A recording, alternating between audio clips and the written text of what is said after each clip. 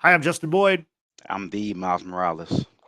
and we are the Watchers in the Basement. Welcome to the Watchers in the Basement. Today we are here to discuss Spider-Man Across the Spider-Verse. That's right, the already very successful sequel to the 2018 Spider-Man Into the Spider-Verse film. And before I get Frank's thoughts of the film, let's go over some Spider-Verse facts real quick. The movie came out on June 2nd, 2023. It's already got a box office of 208 million. So a 208 million opening weekend, pretty strong for an animated film. Budget of 100 million. So they've already made double the budget back in the first weekend. Runtime 2 hours 20 minutes, making it one of the longer animated movies I can remember. And I'm not a big animated movie fan, but that's a runtime. But the movie, like, it goes by pretty quickly. You don't really feel I didn't personally feel the runtime. Directed by So the first movie had three directors. This movie has three directors, but it's three different directors. The directors are Joaquim Dos Santos, Kemp Powers, and Justin K. Thompson, all three making their feature film directorial debuts. So, quite the debut to direct one of the biggest movies of the year.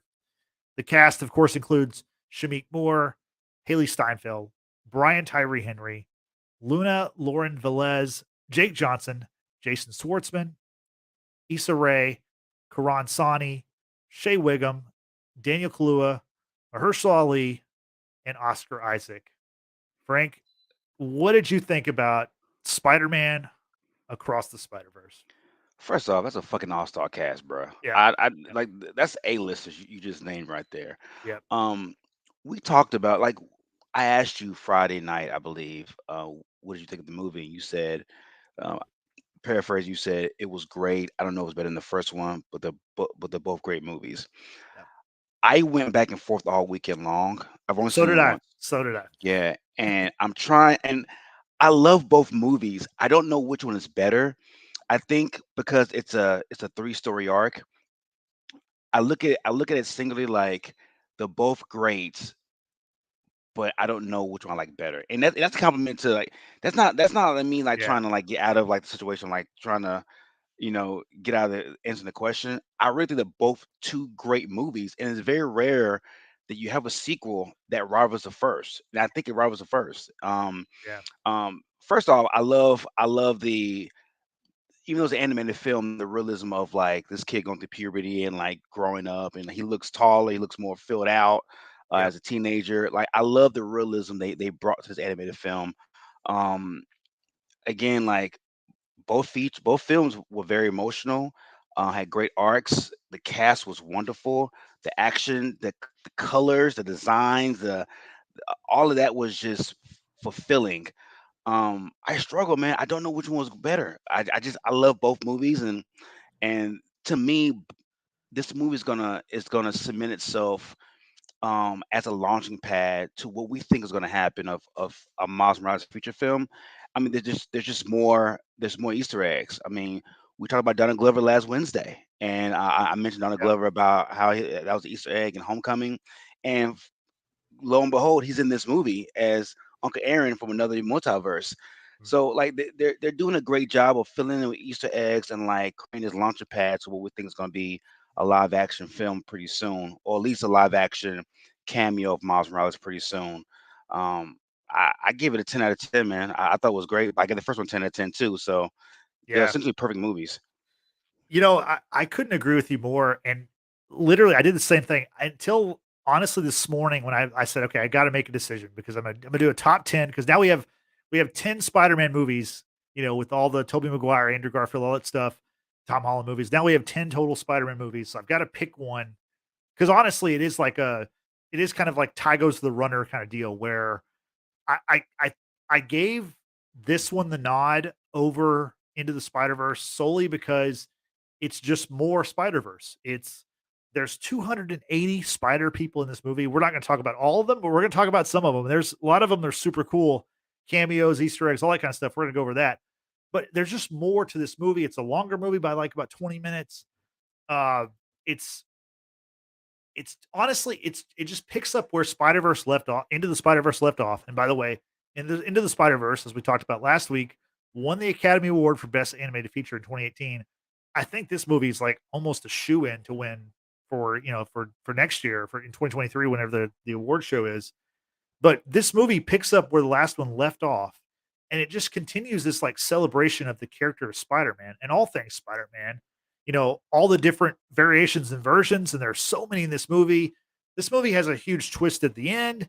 Then it also has a cliffhanger ending, which I want to ask you about that. And we're going to get into all the details, what the twist was, the cliffhanger. But this movie is pretty much universally praised. The only criticism I've seen of this movie, and I've heard it numerous times now, is people are saying because the movie ends on a cliffhanger, they don't feel like they feel like it's an incomplete movie, an incomplete story. I don't necessarily agree with that. What are your thoughts? Did you leave that movie going like it's not a complete movie? Not complete. For about 30 seconds, Justin, I felt anguish because I was so tied into this movie for 2.5 Yeah, hours, and I just wanted more. But right. in totality, it's part of a 3 movie arc, so Yeah. it's gonna feel incomplete because you're not gonna see the end of this story until the next movie. That's So for that I agree. so for people to say that it's incomplete or like how dare you, like I, if anything, if you're a creator of this movie, you take it as a compliment because that means the movie was so damn good. You were so locked in for 2.5 hours, which again is a long time to watch a movie and still and be locked in for that long. I take it as a compliment, man. If you're a producer or director of this movie and people are upset by the way it ended, that means that they were along for the ride and they didn't want it to end. But like for like 30 seconds, I was upset because I was just so drawn in and it was just so Yeah. much going on. But no, I mean, I think to bring more excitement and more of a following, you want to end it that way. So the third one could really be its Infinity War. I mean, it's in game and bring more people to theater. So I had no issue with it. Yeah, I mean, you mentioned Infinity War. That's a great comparison. I think like this movie is very much like Infinity War. It's very like The Empire Strikes Back of Star Wars. It's the middle movie of the trilogy. A lot of people think that Empire Strikes Back is the greatest Star Wars movie. That's kind of a universal opinion because the bad guys win. Infinity War, Thanos wins. A lot of people think that's the best MCU movie, and this movie is very similar. And I think people are feeling that way because the end of this movie is so intense. Like the last, I don't know, 15, 20 minutes is such an intense part of the movie that you're like, oh my gosh, you're just going to stop right now. But then, I think they obviously knew what they were doing as far as the producers, the directors, and everything. Because the third movie, Beyond the Spider Verse, comes out in March. It's March 29th, 2024. So we don't less than a year we get the final movie in this trilogy, or what could be the final movie. So I think they knew like, yeah, we're leaving it with a cliffhanger, but we're going to give this movie to you in less than a year. If we had to wait 5 more years, that'd be a bummer. But the fact that we're getting this movie in less than a year, that's why they could do this to us and like play with our emotions and go, yeah, you can wait half a year, you can wait 7 or 8, 10 months before we put this, the final story out. And I think that's the blueprint too. If I remember correctly, Justin, Infinity War and Endgame was that a year apart too? It was a year, yeah. It was a year, and then I remember in college, Matrix Reloaded and Matrix Revolutions was a year Mhm. as well. So it's kind of like the Universal Hollywood like blueprint of like when you're making like 3 or 4 part movie series, it's on a cliffhanger. You pretty much wait a year in between to because like you don't want to wait too long to where you lose that momentum, but Mhm. you don't want it too short to where it loses luster as well of like it ending the way it ended. So no, Yeah. I thought it was great, man, and I can't wait till next March. I have it on my calendar already, man. I'm ready. Yeah. No, yeah, I'm ready too. I mean, I could have if they would have said it's 2 more hours or 2.5 more hours, I would have sat there and I would have watched the whole 5-hour thing because it was, like, that good. But, I had one nitpick with the movie, and it really has nothing to do with the movie per se, but in the opening act, when Gwen's doing we're learning about Gwen's storyline, there was an audio issue in the theater I was in where it was, like, really quiet. You couldn't hear what was being said that well. And I noticed like it's like a story across the country. There are theaters across the country. They're having the same. There's some kind of audio mix problem at many theaters around the country, and it's only the first 10 or 15 minutes of the movie. But I was going to ask you, did you have that issue with yours?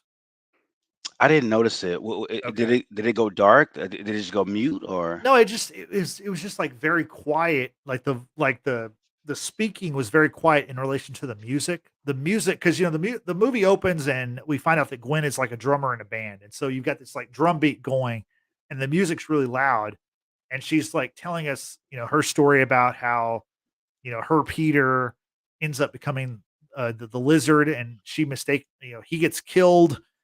She mistakenly kills the lizard, who in her universe, Peter Parker is actually voiced by Jack Quaid, which I thought that was interesting. That Jack Quaid Oh got in wow. on Spider Verse, but it was that whole part where the whole thing with her dad about how her dad, Captain Stacy, he's obviously a police captain, and he doesn't know that she's Spider Woman, and then he ends up trying to arrest her when he finds out. He tries to arrest her for the death of her friend. Like, it's such a crazy story where like he's going to arrest his own daughter for mistakenly killing her best friend, who kind of mistakenly made himself into a supervillain, which is such a crazy way to start the movie. But it was that part where the audio was kind of low. So that's my only nitpick. The rest of the movie was 10 out of 10. Yeah, nah, I didn't catch that. Maybe maybe I was distracted, or maybe I was just so locked in. Maybe I thought it was part of the script or the Mhm. design. By the way, that's some fuckboy shit by Captain Stacy.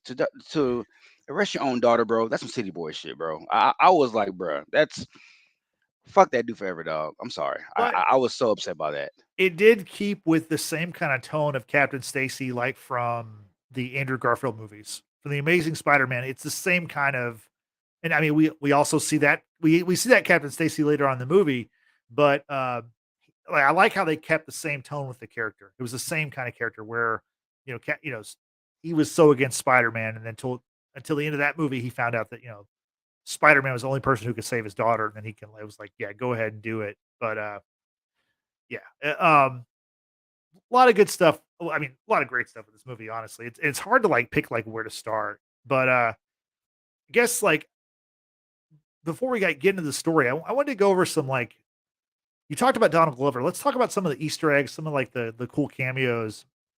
You mentioned the Donald Glover thing. He was in Spider-Man: Homecoming. He played uh, Uncle uh, Aaron. Uncle Aaron, and so I think we're made to believe that this is that same version. Just now, he's become the Prowler. Is that kind of what you got out of that? Correct. Yeah, Yeah.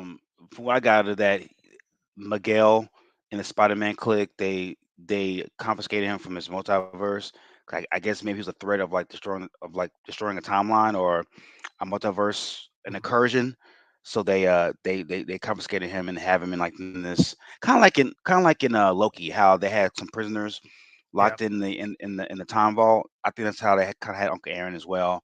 He probably did something that created an incursion, and they just have him detained for the time being. But to see him return, man, it connects Homecoming, because if you don't have that, it's just a silly Easter egg, and it doesn't go anywhere. But to have him in there kind of connects everything. Yeah, and his connection to Miles Morales is like pretty crazy because he was kind of the inspiration for the character. Like the Michael Bendis who created it, like he kind of patterned the character um after Donald Glover, and then Donald Glover then ended up playing the character like as he voiced the character in the Ultimate Spider-Man cartoon. And then now he plays the uncle in Homecoming. Now we get the payoff that uncle becomes the Prowler. Like, I mean, his footprint is um, all over this character. So I thought it was really cool to have him take part. And I think he's also got something coming up in the future where he's gonna he's doing something with Sony as far as like in the future with their Spider-Man universe, which their Spider-Man universe, as we've talked before, is kind of all over the place. There's no Spider-Man in their Spider-Man universe. That universe includes the Venom films, which in this movie we had a Venom like cameo. Frank, what'd you think about that when we saw the convenience store worker, Mrs. Chen, when the villain in this movie, the Spot, visits Venom from Earth's, visits the Venom Earth, which is 688. What'd you think about that? That was dope. That's when I realized, okay, y'all trying to connect all the Spider-Man Sony movies over the last 15 years. Okay, okay, I'm not mad at that. When I initially saw that, I was like, okay, we got this. Are we getting a Morbius cameo as well? Like they're showing all these Sony characters from the last 15, 20 years. But that was great. And I think what was more priceless was her reaction. Because like after dealing with Venom for as long as she has, nothing shakes her anymore. It's nothing like in her mind, she's probably like, oh, okay, you want to fuck with me? Keep on. I'm gonna call Venom over here to come eat your ass and eradicate you for good. So no, seeing her was that was it was really cool, man. Because like I love how they're going all out. They're going all out and like strengthening the importance of this multiverse movie by going back and connecting all the dots from the past Sony films. Yeah, and not only connecting the Sony films, they're connecting everything Spider-Man. I mean, like we had uh we had Lego Spider-Man. That was like early in the movie where like the Lego Spider-Man's involved, which I thought was that was I wasn't expecting to see a Lego version of Spider-Man. And then also in Lego Spider-Man, there's a J. Jonah Jameson who's also voiced by J.K. Simmons, who I guess he's just J.K. Simmons in every universe of the multiverse. He's been James Jonah Jameson for what since '03, since the first Tobey Maguire one. Oh, oh two. '02. Wow, Yeah. that's crazy. That's crazy. Yeah. A lot of longevity with that character. Um, some other cool Easter eggs and versions of the character. We got to see the Spectacular Spider-Man, which was an animated series in like 2008. He was one of the members of the Spider Society. The Insomniac Spider-Man, which is the PlayStation video game version. He was in the movie briefly. I thought that was pretty cool. Um, I think honestly, one of the biggest moments, like in my crowd, the audience I was in with, it was a packed crowd. One of the biggest things was when they showed Andrew Garfield. Where I mean, they showed footage from Andrew Garfield with Captain Stacy, as we mentioned before. Like that got a huge like reaction in my audience because I think people, like we talked about last week, people are really excited to see, or we're really thinking we're going to see Toby and Andrew and Tom Holland in this movie. Now we didn't see them, you know, like current day in this movie, but we saw hints to all three of them, and we saw footage of Toby Maguire also standing over Uncle Ben. So, what'd you think about getting those characters? I mean, they weren't exactly in the movie, but their archive footage was shown. No, I thought it was dope. I mean, to show those characters in those films or show those clips, tells me that you're probably gonna get a live action sequence of all three of them together again. Yeah, I mean, make no mistake, No Way Home was made $1 billion. It was one of the more probably the most coveted Spider-Man movie of all time. With all three of those guys in that movie, and I think Sony knows that, and I think they're gonna try to recreate that magic again. They're just waiting for that. They're waiting for that special moment to do it again. I think to make it more special, you can't show it. You can't show these three guys together frequently because it kind of takes away from the homage and the special nature of like that reunion. I think to build up to it, whether it's Beyond the Spider Verse or maybe even after Beyond the Spider Verse, just makes it even more elite. Because like you said, I was watching when I was in the theaters from No Way Home. The crowd roared. They roared when Garfield emerged from the shadows, and when they did the whole Peter Parker thing, pointing at each other, fans went crazy too. So I think Sony knows that, and I think they're going to recreate that very soon. They're just waiting for the right moment. It will be a multiverse, probably climax when it does happen again. yeah, yeah. And I do think that in Beyond the Spider Verse, we're going to get all those characters back. I think that, and I think also what we talked about last week. I think Beyond the Spider Verse means we're gonna get a live action Miles at the end. I think that's why it's called Beyond. I think that he's gonna whatever happens, he's gonna get you know he'll take some portal and end up in the MCU or end up in the Sony universe in live action form, and that'll be exciting because I wonder who will play the character. Will it be Shameik Moore? Will it be a different Shameik Moore does a great job as voice acting, but will he play the character in live action? I'm not sure about that, but that's what I see happening at the end of Beyond the Spider Verse. And just picture this, like the Into the Spider Verse and this movie made a lot of money already. Yeah. I think Sony's just counting the dollar signs. Like if the animated films are making 600-700 million dollars a piece, imagine what a live action movie is going to do.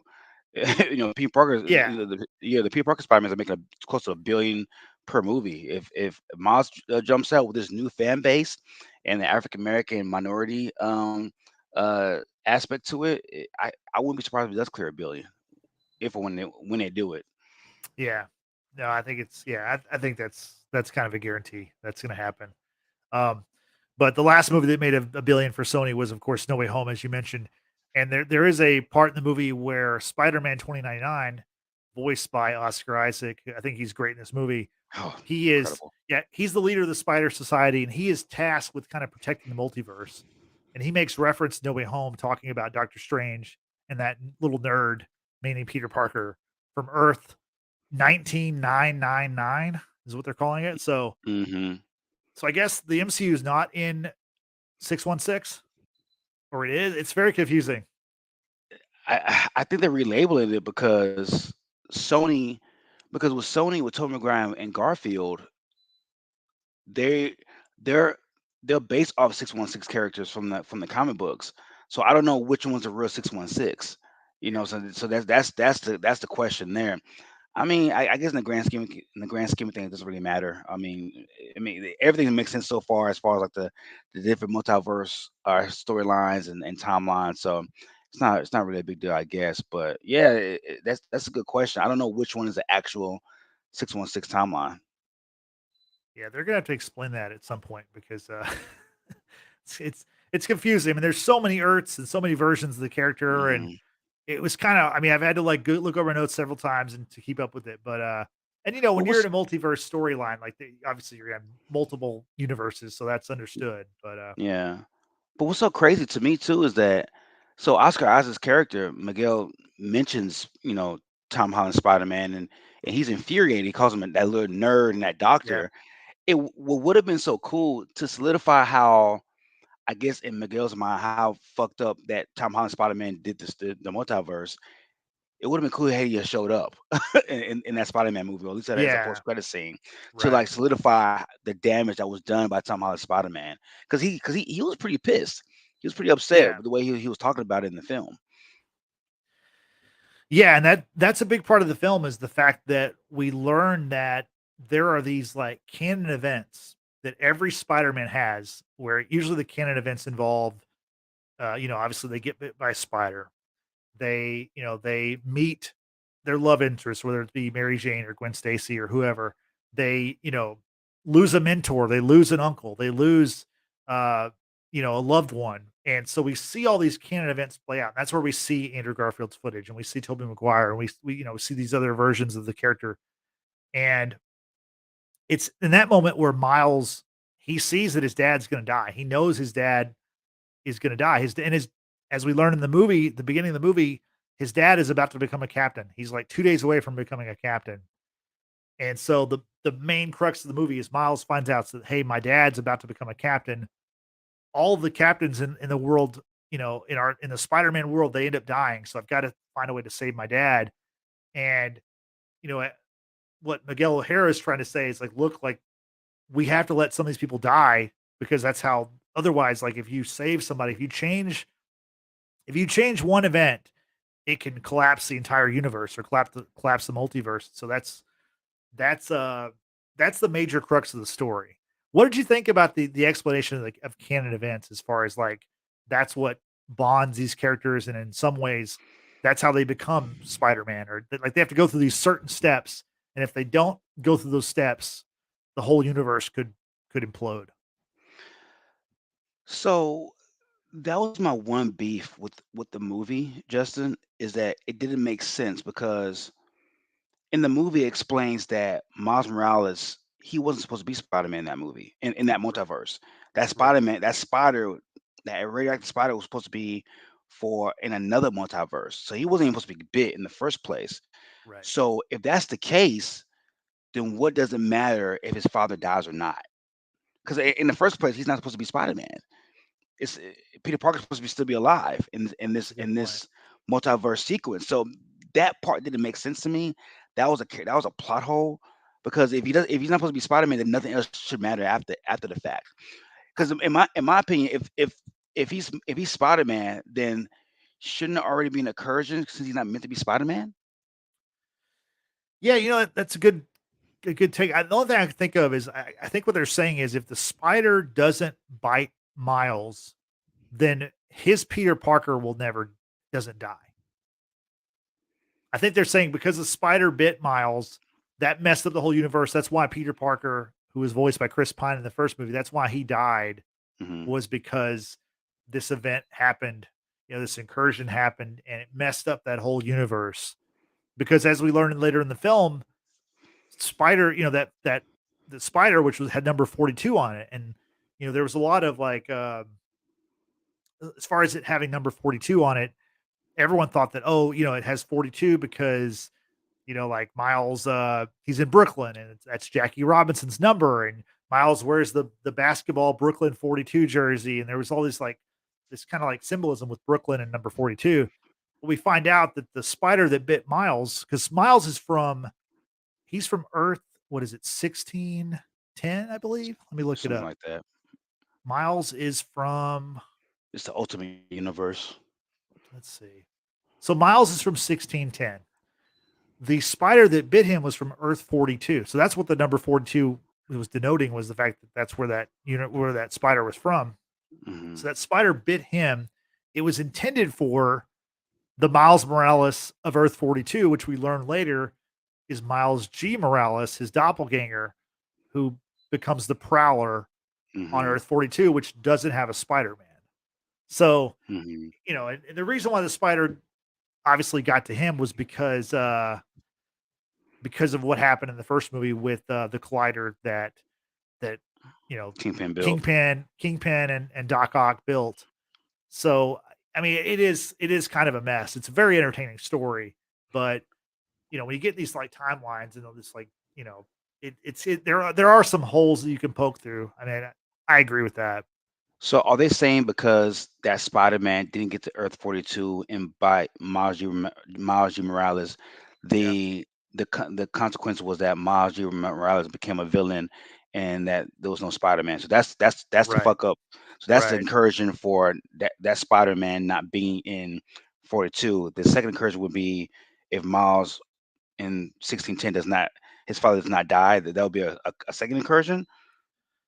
I believe so. I think so. I Okay. think I think that if the spider doesn't bite Miles in 1610, Miles goes on with his life, and I think his dad lives regardless if he's captain or not. And Miles is just another person in the world.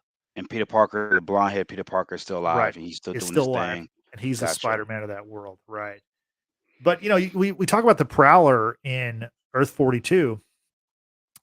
I'm wondering, is the Prowler a villain or is he some kind of anti-hero? Obviously, we don't know because Yeah. the way the movie ends, it seems like he's a villain.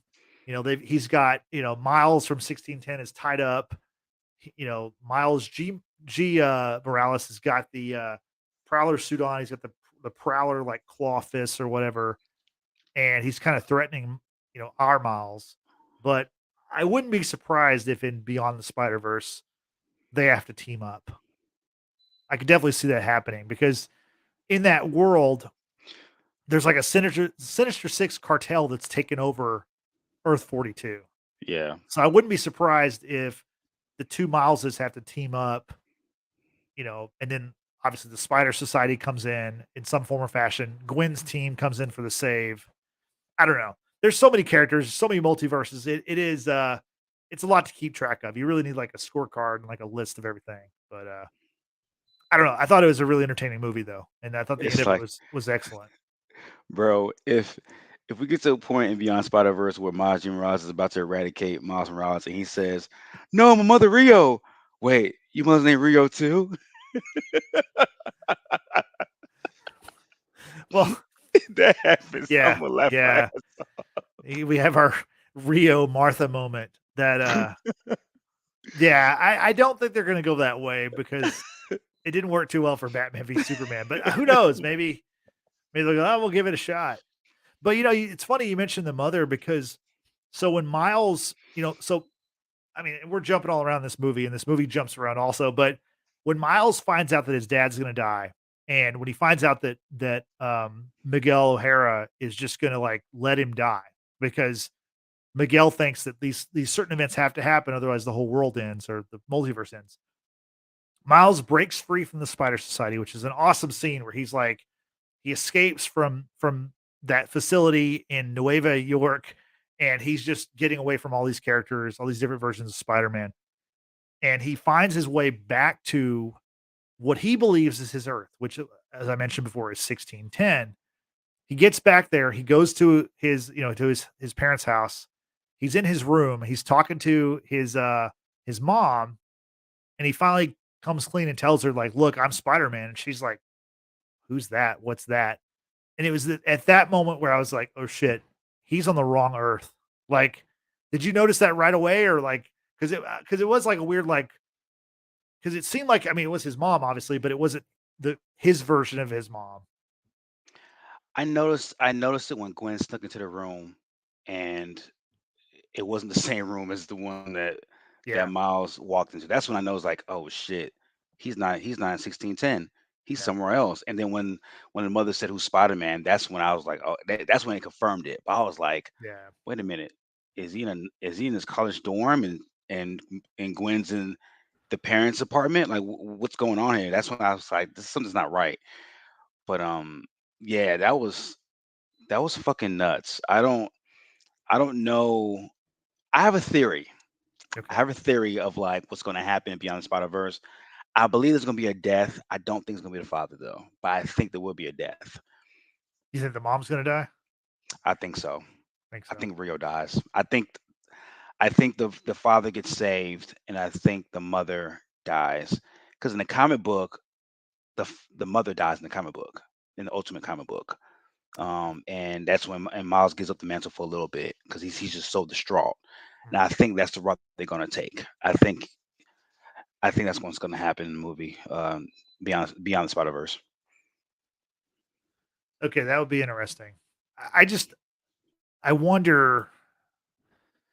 I mean, clearly, so Spider Gwen's gonna obviously save Miles. You would think because she's now. So she was sent away from the Spider Society also in the movie. Gwen is from Earth 65. She's sent back there. However, she when she goes back to her Earth, as we mentioned, her dad's a captain also. Well, her dad, because as I said in the first part of the movie, he's so bothered by the fact that his daughter is Spider Woman, that she's this vigilante, and that he's unable to arrest her. That he's so conflicted because it's his daughter, but he knows that he should arrest her. He resigns from the police force, and so he's no longer a captain. And because he's no longer a captain, he lives. So she sees that, like, look, like, Miguel thinks that everything is like written in the stars and, these canon events, but like the canon can be changed. And so that's why she decides to go find Miles. And I mean, she realizes he's not, she needs to come up with a team. And I like how she puts her team together. We get Peter Porker from the first movie, who was a big character in the first movie. So was Spider Man Noir. So was Penny Parker. Those three characters, we just see them at the very end. They don't speak in this movie, but her team is mainly comprised of you've got Spider Punk, Hobie Brown, you've got uh, the Spider Man India, which he is voiced by the guy that played Dopinder in Deadpool, the Deadpool movies. Oh, So that's him. Okay, I that's didn't him, know yeah. that. I knew the voice. I was like, I know this is that guy from Deadpool, but I didn't know his name. That's Karan Soni. He played the Spider-Man India. And so she has her new team, her band as you would put it. What did you think about her band as far as like Spider Punk and Spider-Man India? Uh, they're the United Nations of band members. That's for sure. You cover every damn race in that band, and animal. So Yeah, no, I mean, it was a great homage to the first movie of seeing the original Spider people that originally got brought together, and seeing that towards the end kind of like gave you like this nostalgic feeling from the first movie from yeah, 5 years ago. I loved it because I didn't think because we saw Penny. I don't think we yeah. saw any of the other ones from the Well, and from the also first movie. I forgot to mention Peter B. Parker. Oh, and Peter, yeah, Peter B. Peter's Parker. there, and he's got his daughter Mayday, like an Yeah, infant daughter with her. She's got the little Spider-Man like beanie hat, so that's pretty cool. But yeah, I mean the team is like it's a good mixture of like the first movie and the second movie teaming up to go, I guess, take on Spider-Man 2099 and his team, which includes Ben Riley, who is the clone version of Spider-Man. He's known as a Scarlet Spider, and then Jessica Drew, who is Spider Woman, who in this version is a pregnant Jessica Drew. and it's a black Um, Jessica Drew, which is kind of cool. yeah, has there ever been a black Jessica Drew in comics that you're aware of? No. Not that I know of. There might be in other spin-offs, but the original 616 timeline, she's white, and she goes to Midtown High with Peter as well, and they yeah. So Yeah. it was a totally different spin, and I thought it was cool. And the minute I heard her voice, I'm like, oh, that's Issa. Okay, she's in this too. Yeah. Like Issa Rae. Yeah. yeah. So that was a cool little spin off, a cool little spin to her character of Jessica Drew. Yeah. And Andy Samberg does the voice for Ben Riley, who Oh, I did not know that. was the clone Spider-Man. Frank, do you have any thoughts on the clone Spider-Man? I know it's a pretty controversial figure in comics and especially Yeah, the Spider-Man lore. he's in the main timeline. Like Mhm. he's the clone of Spider-Man, and like when Spider-Man is presumed dead for a time being, he has the memories of Peter Parker, so he thinks he's Peter Parker, and he was made to destroy Peter, and so when Peter is presumed dead, he becomes a hero for that time being. He sacrifices himself to save Peter when they find Peter, and he dies. So to see him in this, he's a very that's one of the more darker moments in the Spider-Man comic books of Ben Riley, because he's named after Uncle Ben, and so that it's a very very dark period. So to see him in this film was I was very surprised to see him. So yeah, because Yeah, he he's because he will be in the Peter B. Parker timeline. So right. like I'm and but like I find it weird that Peter B. Parker and him didn't like talk to each other or anything like that, because he's from Yeah. that timeline. So Yeah, I'm not sure if they ever even interacted at all. Did they ever mm-mm. like even come in contact? I can't. There's so much to see in this movie. I mean, there's a spider cat. There's a Spider-Man like that's it's like an outlaw Spider-Man who has a horse who has a Spider-Man mask. There's a T-Rex version of Spider-Man in this movie. Mhm. There's a parked car called Peter Parked Car and is a Spider-Man. I mean, like it's ridiculous the number of Spider-Man and like not to mention all of there's a ton of animated Spider-Man, like the ones that I wasn't even really familiar with, whether there's like an MK2 Spider-Man or something. There's Spider-Man Unlimited. Frank, did you ever watch the Spider-Man Unlimited show? I did.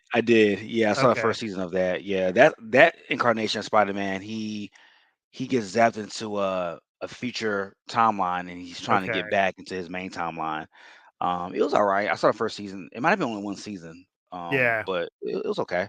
I think wasn't Spider-Man Unlimited kind of like a Batman Beyond version of Spider-Man? Correct. Kinda. Yeah. Only difference is that he goes back in time. He goes forward in time, like I think 200 years, and like he's in New York that's just totally just destroyed, and he's trying to save the people there, but while trying to get back home to his wife Mary Jane.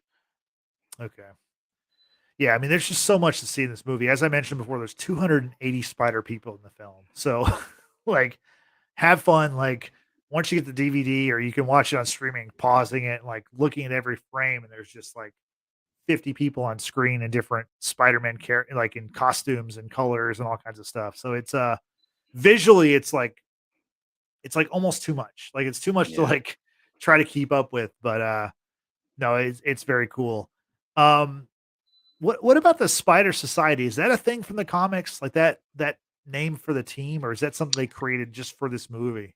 It's a Madam Web thing. Yeah, Okay. Madam Web is leader of the Spy Society. She created this time vortex law group to help maintain all the multiverses. So that's why I was like, when I saw that, I was like, so how are they gonna explain this Madam Web movie coming out? Is it gonna just be strictly a origin story of Madam Web, or is it gonna be just strictly just fixated on one timeline? Because she actually is the leader of the society. Mm, So that's gonna be interesting to see. Now, was there a time that Miles led it? I don't. I mean, not Miles. I mean, Miguel led it. I'm not sure. mm. But I know Miguel as a 29-9 version. I don't know him much from like jumping out of that timeline, like and like creating a team to like fight other incursions. Right. I never got that far in the comic books of his storyline. Okay. What'd you think about Miguel overall being voiced by Oscar Isaac? He's like he's not the villain of the movie, but he's definitely like an antagonist to Miles. He that was so going to this movie, I was concerned about how he's gonna be depicted. Because out of all the Spider people, him and Ben Riley are probably the two darkest Spider-Men, Right. and maybe Spider Carnage. But he's like Frank Castle. He's a anti-hero. He kills. He doesn't mind killing at all. He's a very dark character, and I thought Oscar Isaac depicted him perfectly. He's living insane. He's fixated on certain things. He's OCD as well. So all that was encapsulated in this movie. I loved it, and I love how when he got so outraged, his eyes got red, and he's one of the more powerful Spider-Men in the multiverse, especially with his assortment of skills and his abilities. So he did a great job playing him, man. He really did. And for people who don't know, he's that reckless. He's that dark, and it kind of Mhm. there's no misconstrued. Even his origin story is dark. He's a geneticist in 2099, and he got pretty much blackballed into becoming Spider-Man. The accident, everything that happened, so he carries that. The storyline of him, placing a Miguel from another timeline, just so he could have a family was super dope. I don't think that happened in the comic books. If it did, I never got to that part, but he was he was acted out perfectly and portrayed perfectly in this movie.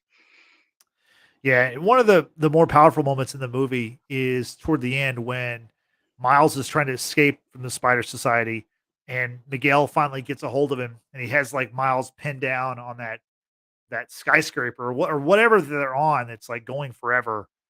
Maybe it's like I don't know if it's like kind of like a train, but it's going vertically. Anyway, he's got Miles pinned down, and he tells Miles that he was never supposed to become Spider Man, and that that's where we learn that the spider that bit him was intended for someone else. He would never be Spider-Man, and basically he's blaming Miles for being the original anomaly and, the reason behind what's all happening in the multiverse. So that was a that's a big part of the movie. And then of course later on whenever we find out that there's another Miles, that was a that was pretty I wasn't expecting to see two Miles go face to face in the same Earth. No, definitely not. That was definitely a shocker. Especially the emotions of Miles still carrying that guilt of having seeing his uncle die, Yeah. and to have that and to have that memory brought back up in a different incarnation of him being the Prowler had to be. Dude, you talking about hours of therapy this kid's going to go through when this is all said and done. Like if he does lose his dad and he lost his uncle already, and it's just that, and then like be reminded of that of that mantle, the Prowler of him in another multiverse. Dude, you talking about hours of therapy, bro? That's crazy.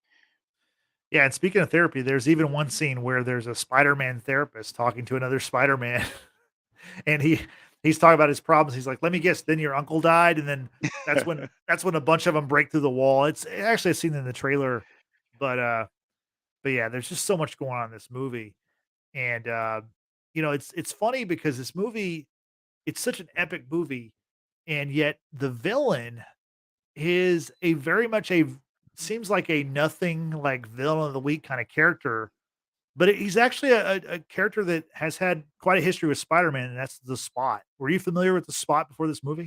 I was not. I was not at all. I read mostly Amazing Spider-Man and Spectacular Spider-Man. I never got those issues with the Spot. I never heard of the Spot until I saw him in this movie. And the way he was depicted in the beginning of this movie, probably be like a little sea level, villain that Spider-Man just handles and moves to the castle aside. And the movie moves to a bigger, more powerful villain. But for him to his his his uh his development from being a low street level villain to like the main villain within the movie was great writing because I didn't think anything of him the first 15 minutes of that movie. So no, I mean his power is pretty. I mean to be able to like soak up power from other multiverses and create more dimensions and pretty much be his own multiverse compass to go in and out of dimensions is that's pretty crazy. Yeah, I mean the thing he's such like a goofy looking character because he's like in a white onesie and he has these like black ink splotches all over like these spots all over him. And the character was one of the scientists we saw in the first movie, the one that actually, when Miles and Peter are trying to get away from Doc Ock, Miles throws a bagel at the guy he hit in the face with the bagel is this character who becomes the Spot. He's a scientist who's, you know, in the first movie when you had the Alchemax collider explosion, his uh his body was infused with these portals. So like he has these holes in his body that are like literal portals to other worlds, other dimensions. And he blames Miles for what happened to him. So he's trying to get vengeance on Miles throughout the movie. And because of those portals, he's able to find a way where he can maneuver around the multiverse. And that's what kind of also, breaks the multiverse is this character. So it's a character that they show in the trailer and you don't think he's played off as a joke because you see him in the convenience store and he's like he has all these holes in him, and he's like he puts a loaf of bread like in one hand, and then the loaf of bread comes out of his stomach, and you're just like, "What's going on?" But then, like as you see the movie, he plays out to be the big bad of the film, which is pretty creative. Well, it was hard for me to take him serious because the innuendos about how many hoes he had was Yeah, like it right. was an ongoing joke throughout the movie. Like it was like, dude, I thought it was a rated G movie. Like they're getting real Yeah. PG with this with these innuendos, dog. Well, it's similar to the joke that was in Quantumania, where there was that guy with the hole. He was so obsessed with holes. I can't Yeah, remember the character, but yeah, it was a very similar like joke that they kept going back to. yeah, So, but anyway, so the Spot, like he's traveling through the multiverse and causing all these problems for Miles. I don't really remember where did we leave the Spot in the movie. I don't really remember what happened to him toward the end. Do you remember that? he comes back. Yeah, he comes back to Earth 1610, and he's going after his father. So that's Oh, where that's it right. left off at. Yeah. Okay. And that's when the Spider-Man, that's when Gwen assembled the team, I Okay. think, to meet the Spot to try to intercept him from killing his father. Okay. Okay. That makes sense. Like I said, I've only seen the movie one time. I'm definitely gonna have to see it again because there's Yeah, just so much to see. This movie is just visually, story wise, there's just so much going on. Like they pack a lot of story into the 2 hours and 20 minutes and a lot of things to look at too. So definitely much like the first movie, it's a unique experience. I can't really describe these movies with anything else. Like they're just like Spider-Verse is like something unto itself. yeah. The I think what's so impressive to me is that the continuity, because these are three directors, Yeah. and these are they're totally different directors from the first movie, and to uphold that continuity from the first movie and not lose any momentum, not lose any sense of the storyline or any quality of the storyline, um, is pretty impressive. Because like you said, you said three directors, right? Yep. And they lost no momentum. It's I get the exact same feeling that I get watching the first movie, and it feels like a true continuation. I'm not sure how much. I think a year has passed in the actual storyline, with Miles, I think, but um, they do a good job of just connecting the dots, and like this, there wasn't. I didn't. It didn't feel like watching it like, oh, okay, this is a totally different movie with different productions and directors. Like it felt like the same continuation from the first movie. Yeah, I mean the movie like literally it feels like it picks up right after I mean you're right, it's like a year, 16 months after the last film, but it's the same world. It looks the same. I mean, maybe it looks better. I don't know. It probably looks better because of it's been 5 years, in our world and technology wise, I think things have probably improved a little bit. But Yeah, it's just a continuation on how great Into the Spider-Verse was. There's more characters, there's more everything. It's really is like a unique experience. Going back to the Uncle Aaron, the Don Glover Mhm. Easter egg, do you think that Uncle Aaron is gonna play a role in the live action Miles Morales film?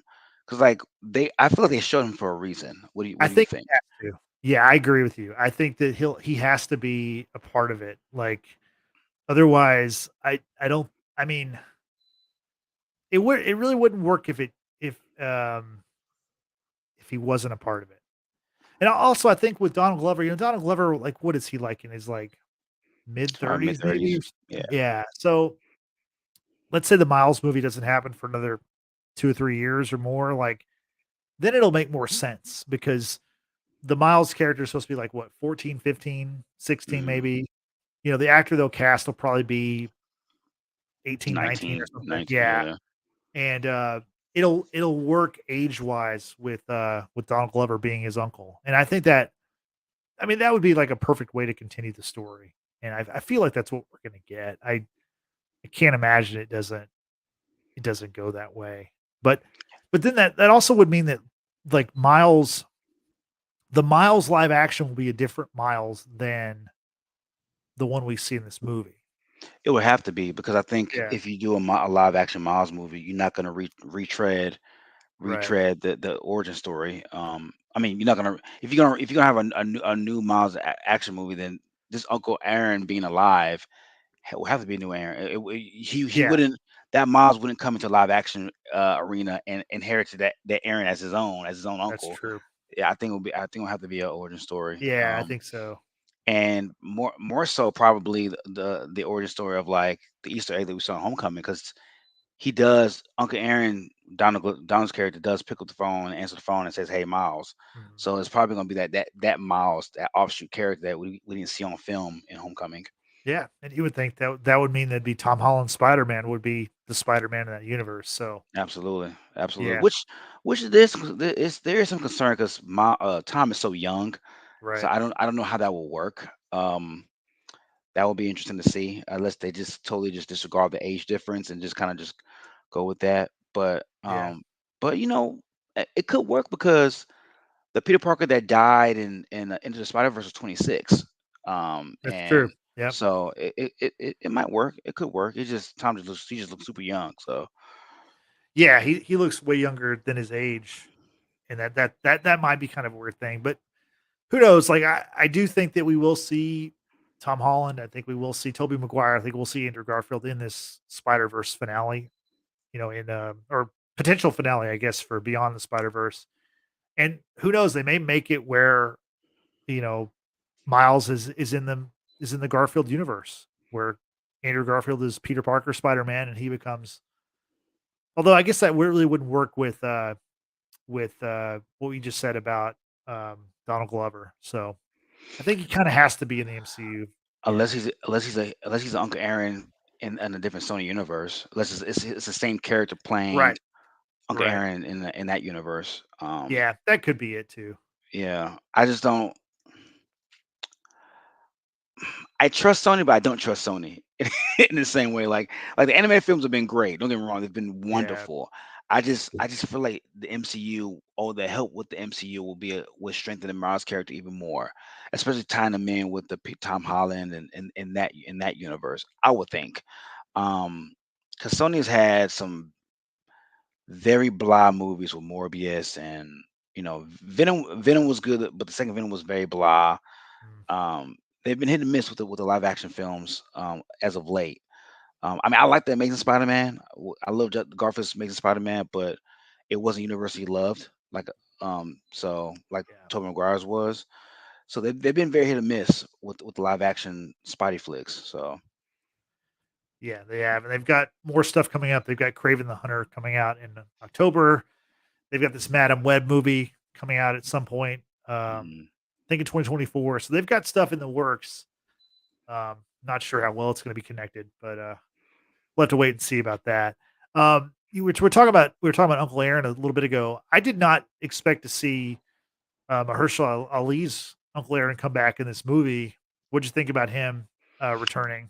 Yeah, that was a surprise. I didn't think they can afford Mahershala Ali right now with everything he has going on. I thought we might see a Prowler in different universes, but I didn't think Mhm. Mahershala would come back to reprise that role to voice him again. So that was definitely a surprise. It was a pleasant surprise, for sure. Um, but it does make me wonder too, like, is he gonna be back for the third one as well? I mean, you would think so, right? With how the second one ended Yeah. with Uncle Aaron teaming up with the Earth 42 Miles Morales. So um we may get a third movie with Mercer in it as well. So it's it has me excited, man. I don't they can go so many different ways. They can go into the Sony universe, they can go into the MCU universe. Mm. With this third movie, it's just the possibilities are limitless. I just hope with a lot of time traveling and multiverse movies, it's very easy to the more you dive into it, the more confused you can get with like the plot holes with the timelines and all of that. Because I didn't think that Marvel MCU Disney will like allow them to use as much footage as they did with Tom Holland and mentioning Doctor Strange and those guys. So if you have that autonomy, then cool, let's get it. I don't know how much they can use going forward for the third movie, or maybe they may have to have a handshake deal to where everything is kosher and they can use as much as content from the Disney universe as they want. Well, I think they can use that stuff because that was from Homecoming and that was from No Way Home because those are like co-productions between Hmm. Sony and Marvel. Okay, If they were using something from Avengers or something. yeah, but even that, I mean, there's some kind of tie-in. I mean, there has to be some kind of agreement where they can use Spider-Man. So I'm Hmm. sure they're flexible with that stuff. But you're right. It's just hopefully they make the right decisions on how does it all make sense, not only for the Sony movies but also for the MCU because whether they like it or not, with the success of No Way Home and the success of this movie, they're all kind of tied together. They're tied Yeah. together in the multiverse. So, and with the multiverse, you're right. Like you can do anything. You could make it like where it's one happy Earth or it's 10,000 Earths, whatever. You can do whatever you want. But hopefully they make the right decision and keep it where it works for both the MCU and the Spider-Man, the Sony Spider-Man universe. And honestly, I don't see why it couldn't do that. I feel like you could do that. There's enough leeway. The Spider-Man universe itself has like 1,000 characters. So there's so many characters within Spider-Man's world that you can kind of make it all work even with the MCU's its ever expanding multiverse also. I have a question for you. Go for it. Um, I've been reading a lot of stuff from the nerd groups. Mhm. Um, Miguel's Spider-Man was a hit in this movie. Yeah. Like n- out of the part, Oscar did a great job with voicing him. Do you see a scenario where Sony makes a live action Miguel movie, 2099 movie or franchise? Yeah, I think they will make that. And I wonder if 2099, I wonder if would that character be in the Madam Web movie? That's a good point. I Because didn't think I've about that. heard I've heard that there is a Spider-Man in that movie, but it's not Peter Parker. Hmm. So maybe they have a 2099 in Madam Web. But I do think that like any of these characters that pop, they're gonna make something with it. Like whether it be a TV series, and there's talks that like the Spider-Verse, while Beyond the Spider-Verse might be the final movie of this trilogy, they may continue the Spider-Verse as a series, like Oh my God. as an Amazon series. So The amount of um, money it's going to take to shoot these episodes, yeah, like what it took, what, 90 million for production, or 100 million for this production, 90 million yeah. for part one. I'll have the DVR rolling if that happens. I don't know how. I mean, that's a lot of money, man, per episode. If you decide to keep with the same format. Yeah, yeah, you're right. That does make it very expensive, but that's the talk that Spider-Verse may continue as a TV series. So, but seriously, like with Sony and with these Spider-Man characters, I think anything is possible, and I think Yeah, that anything that works in another arena is going to get that IP is going to get milked across the board. Like they're gonna. I mean, the Spider-Man license is a big deal for Sony, and they're going to utilize it as much as they possibly can. So yeah, Spider-Man 2099. It'll be. It's more. It's just if not when, or or it's more when than if they're If going to do it. Yeah. is there would do you think I know we're getting away from the movie a little bit, but do you think that there could be a scenario where it's too much Spider people, too much of a oversaturation of the Spider-Man moniker in live action films. If that does happen, if you are coming out with a Miles Morales feature film as well, and you have a Miguel O'Hara one, is there chances it's oversaturation? Oh yeah. Yeah. That's always a thing. I mean, I think. I mean, even with this movie, like I can see like as much people as people love it, I can already see like by March, there's some people.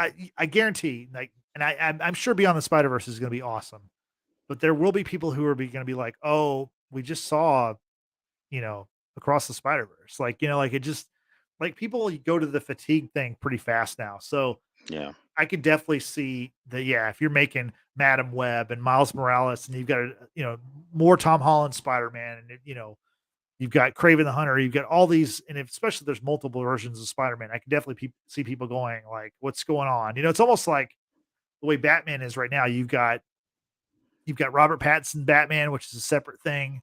You're about to have a movie where you're gonna have Ben Affleck as Batman and Michael Keaton as Batman in the same movie. Like at a certain point, I can understand where people are like, "Hey, like we need one Batman or one Spider Man or whatever." But I mean, until you get to that point, you might as well go for it because who knows? Like one of those movies might be the next like $1 billion film. I mean, the first Venom movie almost made 1 billion by itself. So yeah, for sure. and that means they're gonna make more Venom movies for sure. And I'm kind of surprised we didn't see Venom in this movie. We saw the convenience store worker from San Francisco in his world, but it is surprising that in such a crazy Spider Verse film, there was no visual representation of Venom that I noticed. Did you notice anybody? No, I didn't. I thought we might see a Spider Carnage or a Spider Venom Right. or Matt Gargan as Venom in the film. We didn't see any. I didn't. We didn't see any trace of Venom, which I thought was weird because he's such a major tie-in with Spider-Man. Like if you they're like the odd couple. I mean, he's one of the most obvious anti-hero slash Spider-Man nemesis. So to not see that, well, I was very surprised. I was kind of disappointed. I didn't give him much thought at first, but the more I think about it, I'm like, how do you not have him? You have one of the side characters from that film, but not the actual guy. I mean, he was in Far From Home or No Way Home. So Yeah. yeah, Tom Hardy it would have been great to see him in this. Yeah. I wonder like if they're saving that because like when Spider-Man gets Venom or gets the symbiote, that's like a separate story unto itself. So I wonder if they're going to save that for, its own storyline or something and not try to like throw everything at the wall. But in this movie, you literally have every other Spider-Man character, I think, known to man except for Venom.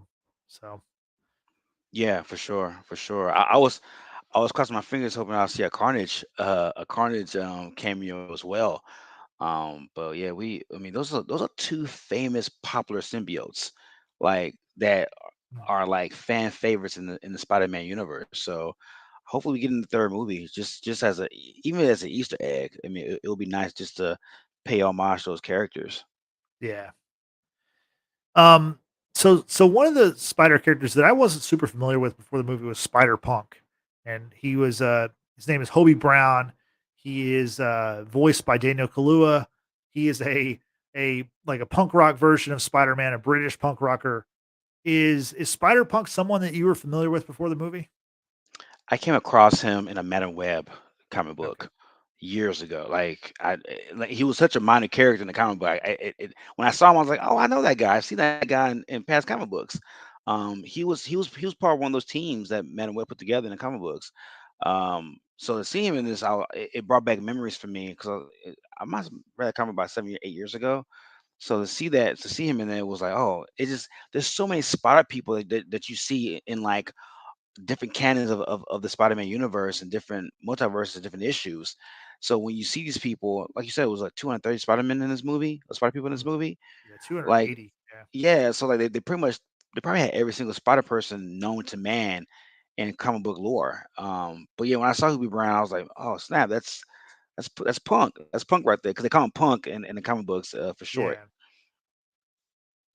Yeah, he plays a pretty big role in the movie. He's not in the movie for a ton of the time, but he does help Miles realize he can break free from the prison that Spider-Man 2099 has Miles in. He's got him, it's like electric field, and Miles uses his venom electric powers to, to get out. And then later on we see that, when Gwen's putting her team together, we have Spider Punk as one of the team members. So I'm really looking forward to that part in Beyond the Spider Verse, to see Gwen's team go up against 299's team of Jessica Drew and Ben Riley. That's going to be an interesting showdown before inevitably they're going to all team up. I would think.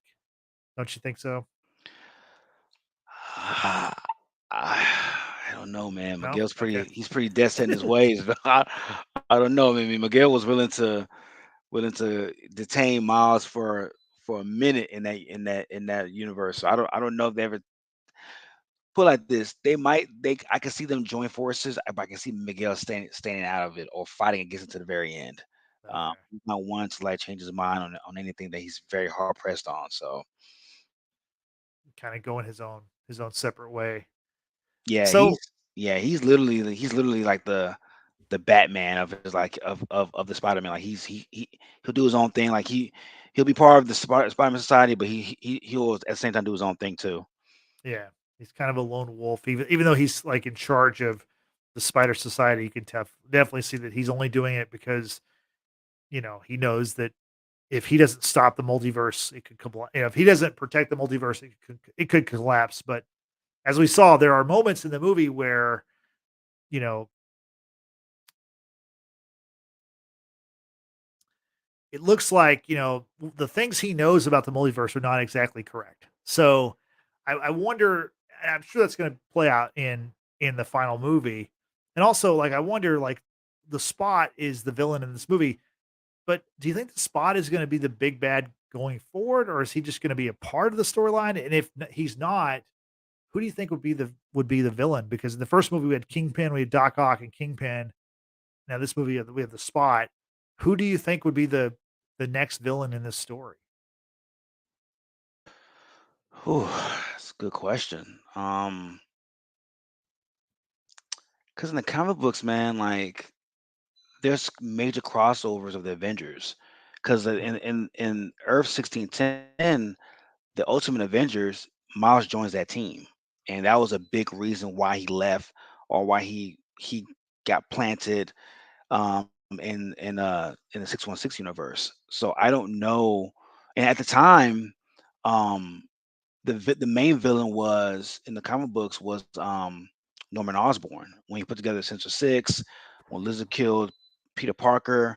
Um, he's the main villain, the main nemesis of Miles in the 1610 universe. So I don't know if Norman Osborn shows up.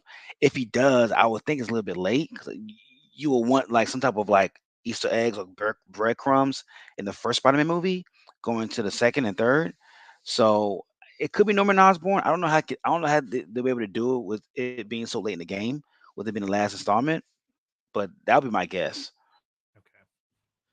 Yeah, I have no clue. I wondered. I've seen nothing about who it could be, or I mean, it very well could just be like the Spot is what he's doing in the multiverse, and then obviously the fact that you have Miguel O'Hara and Spider Gwen on opposite sides of trying to save Miles, and then Miles obviously face to face with himself, or a different version of himself as the Prowler. I mean, there's a lot going on, so I don't know if you necessarily need to add another big bad into the movie, but I feel like they're probably going to add somebody that we don't expect, and obviously Norman Osborn would be as good as anybody to kind of, maybe he knew, maybe he has some like knowledge of the multiverse, and he's trying to like you know puppet master this whole thing or something. I don't know. Yeah, yeah, because like for the first movie, they pretty much subbed out Norman Osborn and put Kingpin in there. Right. They pretty much subbed that villain for villain, and the main villain for that storyline was Norman Osborn. He's the one that put together Sinister Six. He's the Yeah. one that pretty much hired Lizard to kill Spider-Man in the comic books. So when they switched out with Kingpin, it makes sense for that movie, but long term, it would have made more sense for it to be Norman Osborn, but simply because of the long-standing uh, connection he has with with Miles Morales and Peter Parker Yeah. in that universe. And that, you mentioned the Sinister Six. That might be just it. It might be the Sinister Six is the big bad in the movie because, as I mentioned before, on Earth 42, they play on the news that there's like a Sinister Six cartel has taken over, and that is the one Earth that doesn't have Spider Man. So you would think that would be like their utopia because there's no Spider Man to get in the way. So maybe that's why the spider from Earth 42 was sent to another dimension because they didn't want to have to deal with a Spider-Man. So I could see the Sinister Six come into play, and Sony's always wanted to have a Sinister Six movie or some kind of thing. They were They trying to even set it teased up. it. Yeah. Yeah, they tried to set it up in Amazing Spider-Man 2, and it obviously that went nowhere because they then transitioned to the Tom Holland movies. But I think that's probably what they'll do. I think the Sinister Six will have a role in that movie. I guess my question is who's in that six? That's what I'm not sure of because we've seen some of those other characters, and the Sinister Six is kind of it's a fluid group, right? It's not necessarily like a cut and dry six Spider-Man villains all the time, right? Yeah, I think the main six is Doc Ock, Vulture, Mhm. Rhino, Lizard, um, uh, Scorpion. Who's the sixth person? Mysterio, maybe. No, it's not Mysterio. Can't remember who the sixth person is. But speaking of Mysterio, he's the one that transported um Miles, was it Miles into the 616 or Peter into the no, he's the one that transported Peter B. Parker into the 1610 universe. That was in the comic books as well. So not having Mysterio, that was a major plot hole. Like they showed Peter Parker in the first movie in the 1610 version. They show that it was a collider that got him here, but in the comic books it was Mysterio. So Okay.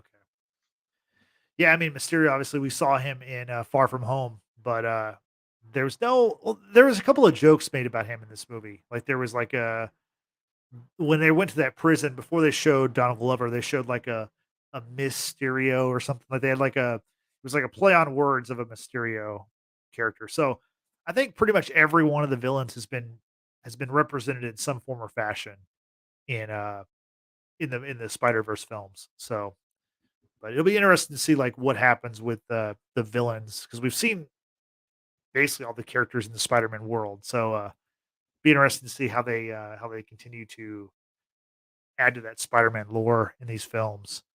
Um, One thing I noticed about this movie, I think a lot of people, one of the first things that I heard comments was the fact there's no mid credit or post credit scene. What did you think about that? that I didn't mind that at all.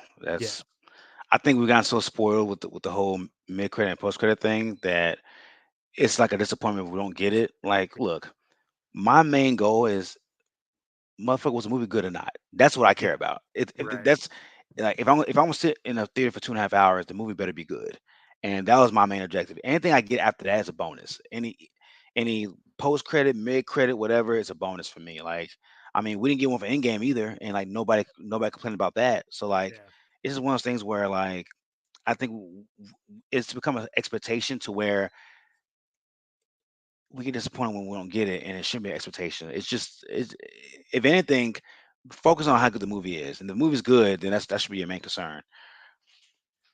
Yeah, and I think especially when you have a movie like this where it ends with a cliffhanger, it really doesn't make sense to have a mid credit or a post credit unless it's like unless you're further in the story, But but if you're doing that, it's kind of weird to like because the way the movie ends, it's such a strong ending that it really doesn't need a mid credit. I mean, the credits are still cool. Like it's still cool to watch the credits for Spider Verse, the creativity and everything.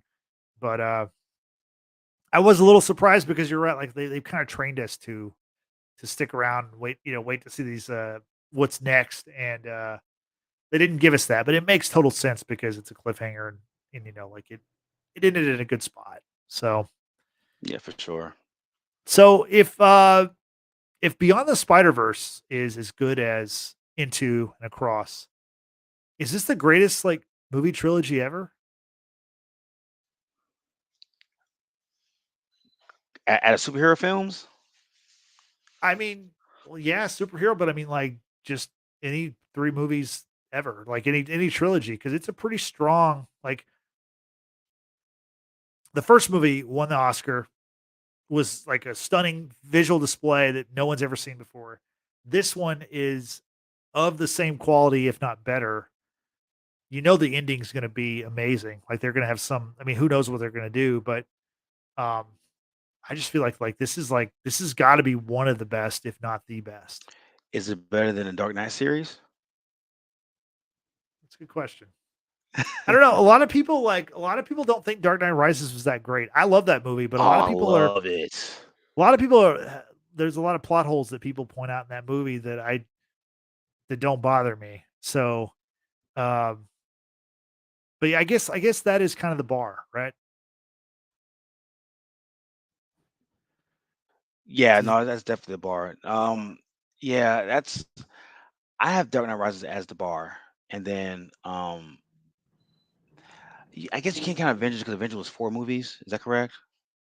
Wh- yeah, yeah, it's 4. Yeah, Okay, so I have Dark Knight Rises and then Into the Spider-Verse. okay, yeah. I don't know. I think because this movie, like, I don't want to say it's like recency bias, but I really do think that like if they deliver in the next one, it's like this is going to be like one of those trilogies, like the first Lord of the Rings trilogy, the original Star Wars movies, the Dark Knight movies. Like they're all going to be like right there because these movies are just so special. I mean, really, honestly, I tell this to anybody. Like, even if you don't like superheroes, if you don't like Spider Man or whatever, you should watch Into the Spider Verse just for the creativity and the artwork and just for how it looks because nothing looks like that movie. And then now this one like takes it a step further, and I can only imagine what's going to happen with Beyond. Yeah, it's they're 2 for 2 so far. They're 2 for 2, and I've had no major issues with either movie. I think the third one is gonna be a tough follow from from the last 2 movies, but the way that they're going with the writing and with so much more they can show, I think they're gonna knock it out the park. I've never seen the Star Wars series. Would that be considered a trilogy, or is that because there's more 3 movies? Well, Star Wars actually had 3 different trilogies. They had like the episodes, like they had episode 1 through 3, which was actually okay. So the first one was episode 4 through 6, and then they did a prequel, which was 1 through 3. They did a sequel series, which is 7 through 9. So even though it's 9 movies, they're broken up as trilogies. So anyway, but the first 3 original Star Wars movies, that trilogy is pretty like it's pretty special. Otherwise, like the rest of them are trash. But it's one of like Back to the Future is one of the also the one of the great trilogies of all time in movie history. I think that should be up there too. But I think that there's going to be a spot for Spider Verse because I mean it's animated and there's been other animated movies like obviously there's like what 4 Toy Story movies and I think they're all pretty highly regarded. But Shrek. Shrek, is there 3 of those or 4 of those or whatever? Uh, I think it's 3 of them. I can't Yeah, remember.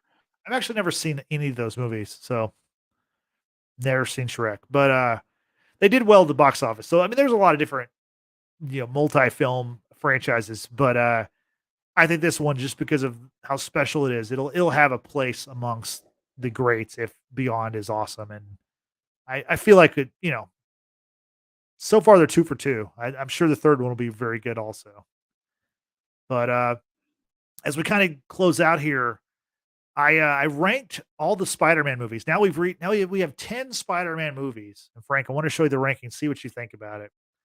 So at number 1, I'm going with No Way Home still because I give No Way Home credit because it's live action.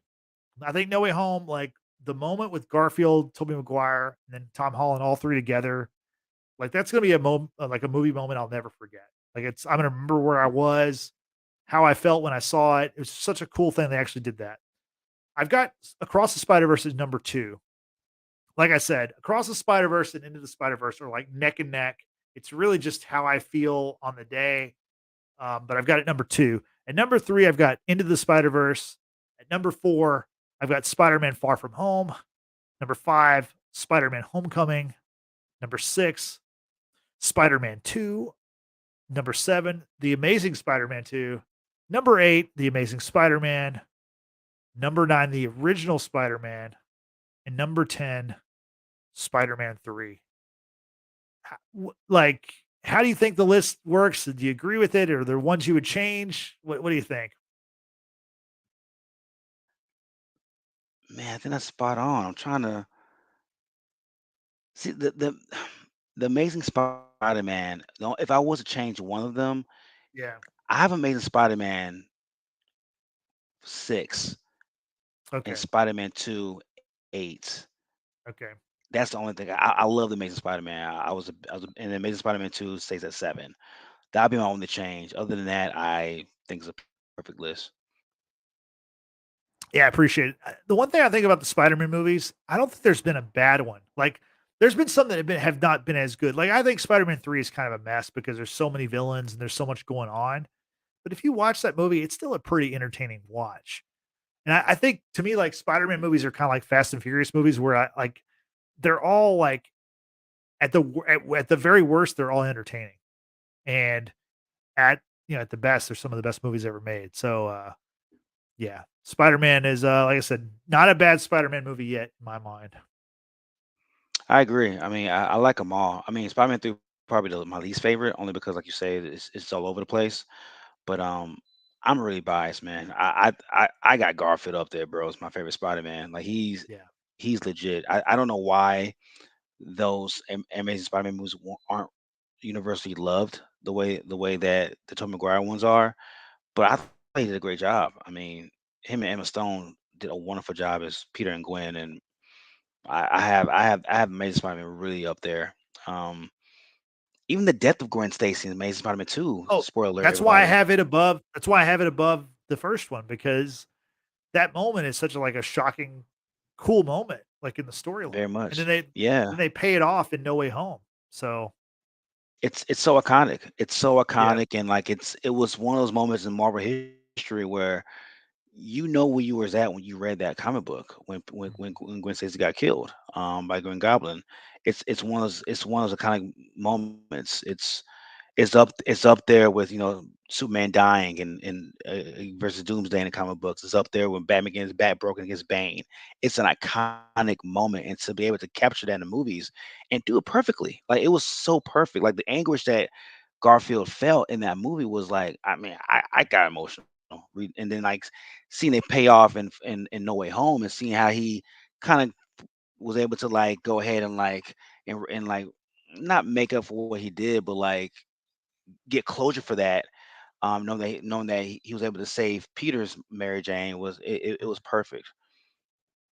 Yeah, and even the scene where she dies, like, you feel like he's gonna save her because he's so close to saving her. The way, like, he shoots a web, it like attaches to like her midsection as she's falling, and like her head just hits the ground and like obviously, kills her. But it's like, I mean, like it's if he's like a millisecond quicker with that web shooter, he saves her. Like it's like that close and that's surprising, honestly. So I think great.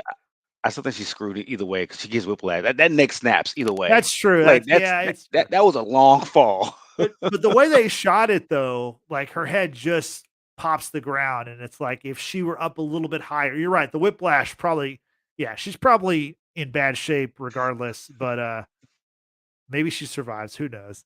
Um, but as far as your comment about the Garfield Spider-Man, I think like the reason why people didn't like it in the moment is because they rebooted Spider-Man so quickly after the Tobey Maguire series. And it was like strictly a business move. Like Sony, like with their contractual agreement with the Spider-Man movie rights, like they had to have a movie in theaters like within 5 years of like they have to have a movie every 5 years, basically. That's the agreement, or they lose the rights. And so they had to do something, and they decided, well, instead of like continuing with Tobey Maguire and these movies are getting more expensive, let's just go cheaper and reboot. That's what they did. So, I mean, I think the Amazing Spider-Man movies are great movies, but people are just like, you're rebooting Spider-Man already? Like you just like the final Spider-Man 3 came out in 2007 and you're rebooting the character in 2012. Like it's not enough time for people to go, okay. I mean, nowadays it probably is, but back then it wasn't. So that's the reason for that. Yeah, I think these. I mean, I get it. Like you wanna maximize profits and you have these stipulations put in these contracts, but that's such a ridiculous like stipulation to me. Like so ridiculous. Like 5 years is like you said is too soon. It's too soon. And like I like the movie, but even myself, I thought it was like this is get ridiculous. Like, why are we doing this 5 years later?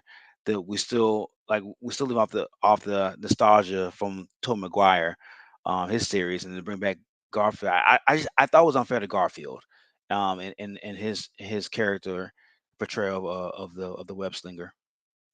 Yeah, no, he's great. I mean, that he's probably the best of both worlds of, Peter Parker and Spider-Man. So, but I mean, that's why, like I said, when they showed him in this movie and Across the Spider-Verse, there were a lot of people in my theater that were like, wow, like they were like really excited because they thought maybe he was actually going to come back in that movie. So, they know they have something special with him. I'd be very surprised if he doesn't return in some form or fashion as Spider-Man in the future. Yeah, Um, same here, same here. And shout out to Sally Field, man, playing Aunt May. yeah, she was I great too. mean, Yeah, yeah, she was wonderful. I mean, I love how Aunt May Marissa Tomei, but I think as yeah. far as acting chops, Sally Field kills that. She kills Aunt May in that role. Yeah, I mean, really, the casting in all the Spider-Man movies has been great. Like, I can't think of a single character where I was like, "Oh, that's bad casting." Like, it's not like Lex Luthor in Batman v Superman. I think that's such a bad casting. But like in Spider-Man, they're good across the board. There's no one that's like stands out as being, subpar or anything. So, Did you like that 70s show? I can't remember his name, but him playing Venom. I thought that was oh kind of yeah, yeah, off. Topher Grace. Yeah, There you I go. mean, I Yeah. thought I thought he was good as like the character he portrayed Eddie Brock is like the rival photographer. I thought that worked pretty well. Him becoming Venom was kind of strange, but I liked him like opposite Peter Parker and like, trying to fight, basically fighting for the same kind of job and stuff in Spider-Man 3. So, anyway, so Frank, as we get out of here, let's get your final thoughts. What are your final thoughts on this on Across the Spider-Verse? How many times have you seen it? How many times are you going to see it? And yeah, just final thoughts on the movie. I don't do this. I don't grade movies lightly when I give perfect scores. It's a perfect score, 10 out of 10. I'm Yeah. gonna see it about two or three more times in theaters. I thought it was wonderful. I thought it was perfect. I thought the continuation from the first movie was a great transition. Seeing the maturity of this Miles in this movie, and I know it's a great movie because sometimes I forget it's an animated film. I watch it like I treat it like a live action film. That's a great point. Yeah. Like so watch it for 2.5 hours. I'm drawn in, and there hasn't been a cartoon or animated film that I've got this drawn in and this invested in like ever. And I think the the character portrayals, the personality traits that these characters are portraying in these animated characters, they feel so lifelike to me.